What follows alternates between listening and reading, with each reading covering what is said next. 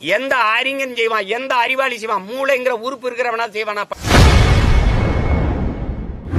ஆக்கிரமிப்புகளுக்கு அனுமதி கொடுப்பதே திமுக அரசுதான் என நாம் தமிழர் கட்சி ஒருங்கிணைப்பாளர் சீமான் ஆவேசமாக செய்தியாளர் சந்திப்பில் பேசியுள்ளார். பாத்திருக்கீங்களா தங்கச்சி? மக்கள் குடியிருக்கிறதுக்கு ஏதாவது ஏரி குளங்களை ஆக்கிரமிச்சா ஆக்கிரமிப்பு இடிக்கிற நீ பள்ளிக்கரணை ஏரிய குப்பையை கொட்டி ஆக்கிய உன்னை என்ன வச்சு இடிக்கலாம்? புல்டோசர் வச்சு இடிக்கலாமா? எந்த அறிஞன் செய்வான், எந்த அறிவாளி செய்வான்? மூளைங்கிற உறுப்பு இருக்கிறவனா செய்வானா? பள்ளிக்கரணை ஏரிய குப்பையை கொட்டி மூடுவானா? யாருமே கேள்வி கேட்கக்கூடாதா உங்களை? எப்படி மக்கள் ஆக்கிரமிப்புன்னு இடிக்கிற நீ ஆக்கிரமிக்கும் போது என்ன பண்ணிக்கிட்டு இருந்த? கோமாலப்படுத்திருந்தியா? என்ன பண்ண? அவனுக்கு பிளாட் போட்டு வித்தது யாரு?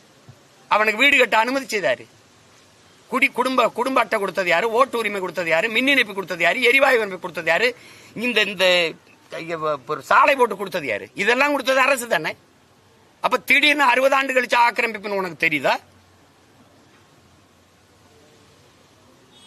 மழை இங்க இருந்து ஓடி போய் ஒரு இடத்துல தேங்குறதுக்கு 10 ஏக்கர் 2 ஏக்கர் 3 ஏக்கர் 4 ஏக்கர் 5 ஏக்கர்ல நீர் தேக்கங்களை குட்டையா வெட்டி நீரை கொண்டு சேமிக்க முடியாதா? இதை செஞ்சிருக்க முடியாதா?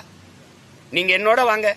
இருந்த கோயில் குளங்களை இவங்க மீன் குட்டை மாதிரி மீன் வளர்க்குற தொட்டி மாதிரி கட்டி வச்சிருக்காங்களா இல்லையா? இப்படி போங்க, இந்த பக்கத்துல இருக்குது அந்த கோயில் குளம் எப்படி இருந்தது? நீ என்ன பண்ணி வச்சிருக்க? நீ என்ன பண்ணி வச்சிருக்க? சுத்தி சிமெண்ட போட்டு தொட்டி வச்சிருக்க நீச்சல் குளம் மாதிரி.